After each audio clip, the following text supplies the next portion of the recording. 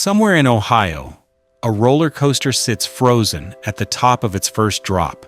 The track is still there. The cars are still there. The shopping mall around it has been empty for years. Trees have pushed through the floor of what used to be a food court. Escalators still run in some dead malls. Nobody knows why. Nobody turned them off, carrying no one between floors that nobody visits.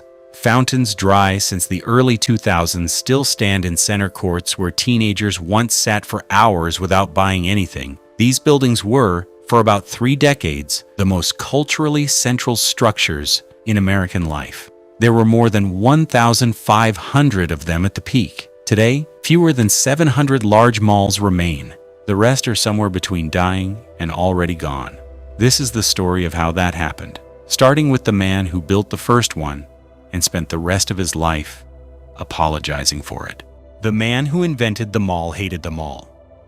Victor Grunbaum was an Austrian Jewish architect who fled Vienna in 1938 when the Nazis arrived, reinvented himself in New York as Victor Gruin, and spent the early years of his American career designing the glass storefronts that still define retail shopping in every city in the country. He was good at it. But Gruin had a problem with suburban sprawl. He looked at the post-war American suburb, endless, identical houses, no sidewalks, no town squares, no center of civic life, and decided the solution was a building that could serve as all of those things at once. A covered street, a community hub, a public space, privately owned and climate-controlled, where people could shop but also meet, rest, and belong somewhere. He called it a shopping center. On October 8, 1956, Gruin's vision opened in Edina, Minnesota, just outside Minneapolis. The Southdale Center was the first fully enclosed, climate-controlled shopping mall in the United States. It cost $20 million to build. On opening day, 75,000 people showed up. Inside, the temperature held at a constant 72 degrees, regardless of what Minnesota's winter was doing outside. At the heart of the building was a 50-foot atrium Gruin, called the Garden Court of Perpetual Spring. A reflecting pool, a sidewalk cafe, modern art installations, a bird cage with live exotic birds, and natural light from a central skylight. Time magazine covered it as a glimpse of a new kind of American life. Gruin intended Southdale to anchor a full-planned community with doctors' offices, a library, residences, and civic spaces surrounding it. The developers, the Dayton Company, stripped most of that out during construction and sold the surrounding land to tract housing developers instead. What opened was the retail shell, not the community Gruin had designed it to serve. He continued designing malls for 2 more decades. Then, in a 1978 lecture in London, he publicly denounced what the building type had become, called the developers who had copied his format without his intent bastardizers, and moved back to Vienna, refusing to take professional credit for what American malls had turned into. What he left behind was the most duplicated building type in American history. The transfer. There is a term in retail psychology called the Gruin transfer, named after the architect, though he would have hated knowing it. It describes the moment when a shopper stops walking with intention and starts drifting, the sensation of being gently disoriented, the way a mall, with its identical flooring, its windowless corridors, its absence of clocks, its deliberate lack of visible exits, gradually removes the visitor's sense of direction and purpose and replaces it with something more useful to the retailers, an open, suggestible state. You went in for socks.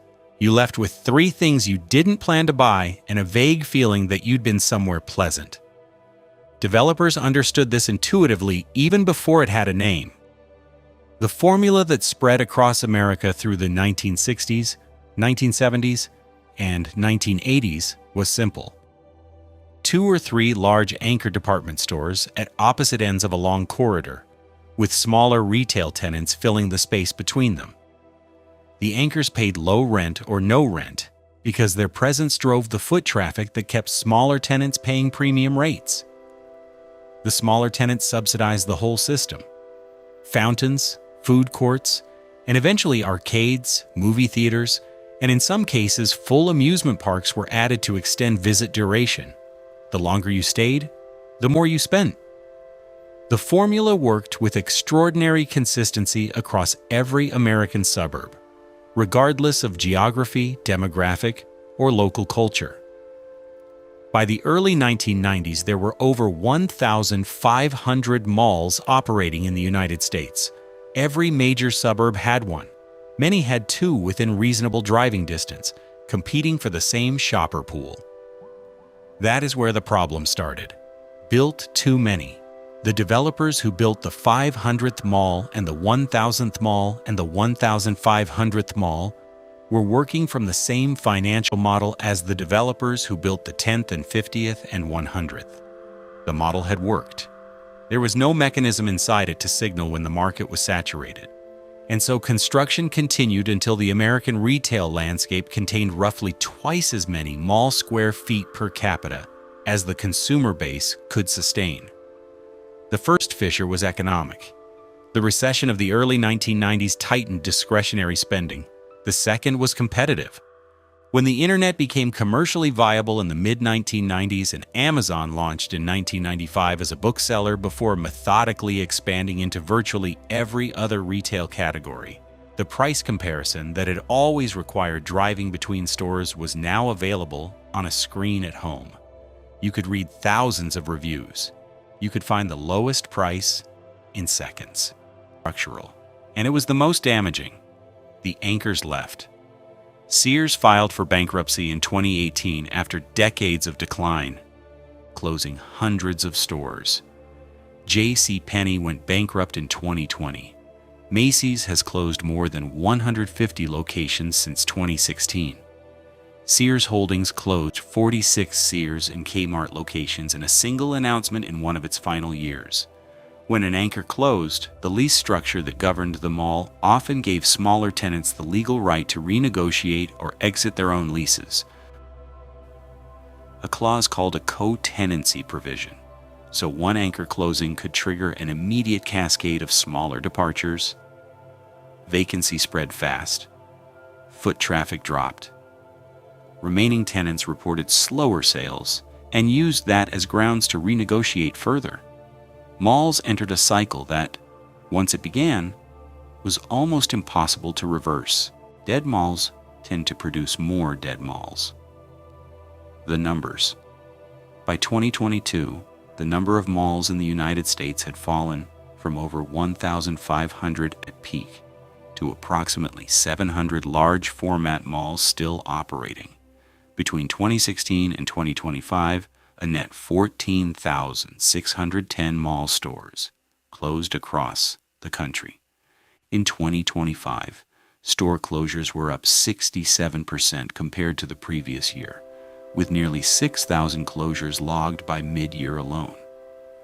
Coresight Research projected 15,000 total store closures for 2025, more than double the roughly 7,300 that had closed in 2024.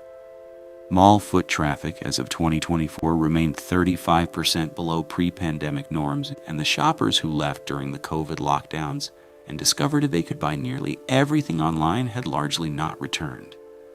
As of the first quarter of 2026, mall vacancy rates were running double the overall average retail vacancy rate.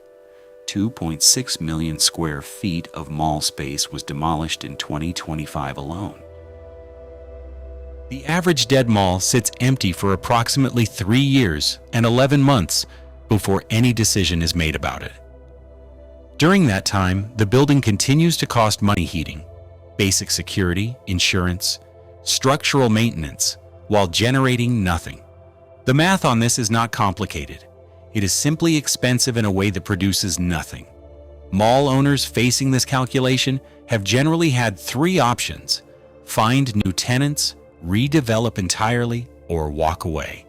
Walking away is more common than the industry publicly acknowledges. The redevelopment cases are real and occasionally impressive. Landmark Mall in Alexandria, Virginia closed in 2017.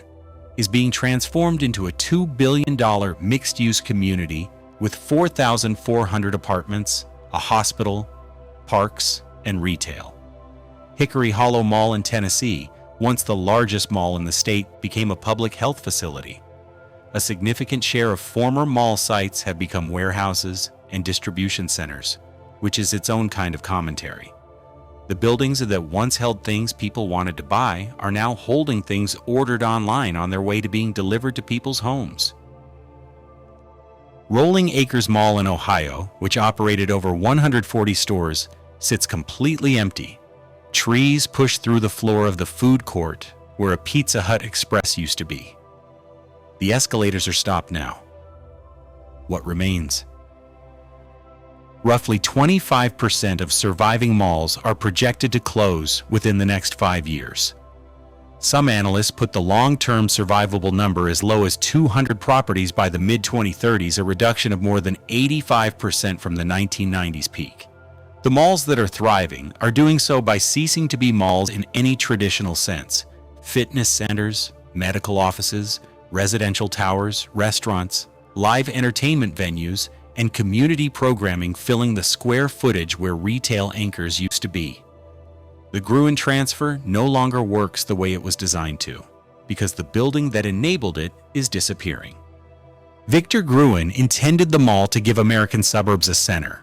What it gave them instead was a commercial formula so effective that it was copied 1,500 times and then collapsed under the weight of its own duplication, a hostile internet, and an anchor tenant class that couldn't survive the combination. The Garden Court of Perpetual Spring he designed in 1956, with its reflecting pool and its bird cage, and its imported sense of civic life, lasted about as long as the civic illusion it was trying to sell. The building he built in Edina is still standing. Southdale Center is still operating, managed now by Simon Property Group, the largest mall operator in the country. It has been renovated twice. It has new tenants. By the standards of the category it created, it is one of the survivors. What was lost is not something that can be redeveloped into apartments or converted into a hospital. It was the particular experience of being somewhere that felt like the center of something, on a Saturday afternoon surrounded by other people who had nowhere specific to be. That was what the mall actually sold. The stores were the mechanism. The feeling was the product. The feeling is gone. The escalators and some of the empty ones are still running. If this kind of story is worth your time, hit like and subscribe. There are more of these than most people realize, industries and institutions that seemed permanent and disappeared faster than anyone expected. We'll keep tracking them down.